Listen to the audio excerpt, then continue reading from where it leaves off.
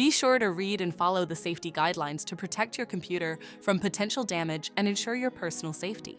For more information about safety guidelines, see the owner's manual at dell.com/support.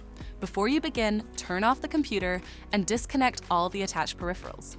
To remove the optical drive, loosen the 2 screws on the side cover and slide the cover off the system. Unlatch the front bezel. Identify the hard drive assembly and disconnect the cables. Remove the 2 screws and lift the assembly out of the system. Identify the disk drive cage and disconnect the cables. Remove the screw and lift the cage out of the system. Flip the cage over and disconnect the cables to fully remove the cage from the system. Identify the optical drive and remove the screw securing. Slide the drive out of the system. To reinstall the optical drive, slide it back into the system. Place the disk drive cage back in the system and reconnect the cables. Flip the cage over and install the screw.